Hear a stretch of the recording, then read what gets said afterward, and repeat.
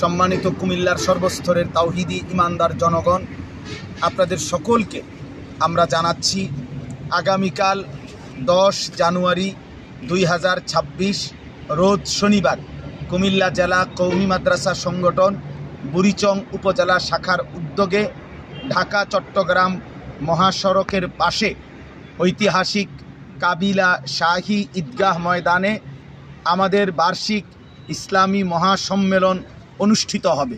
উক্ত সম্মেলনে বাংলাদেশের প্রখ্যাত বুজুর্গ হযরত উলামায়ে কেরাম, বিশেষ করে আমাদের আল্লামা নুরুল হক সাহেব দামাত বারাকাতুহুমুল আলিয়া, আমাদের খুলনার হজরত আল্লামা মুফতি নুরুল আমিন সাহেব, আমাদের প্রিয় শায়েখ আল্লামা মুফতি মুশতাকুন নবী কাসিমি, আমাদের শ্রদ্ধেয় আল্লামা হাসান জামিল সাহেব, আমাদের সারা জাগানো আলোচক আল্লামা মুফতি আরিফ বিন হাবিব সাহেব, আল্লামা মুফতি আমজাদ হোসাইন সাহেব, আল্লামা মুফতি ইউসুফ বিন ইকবাল সাহেব সহ অনেক বুজুর্গ উলামায়ে কেরাম আগামীকাল ইসলামী মহাসম্মেলনে কাবিলায় অনুষ্ঠিত হবে, উপস্থিত হবেন।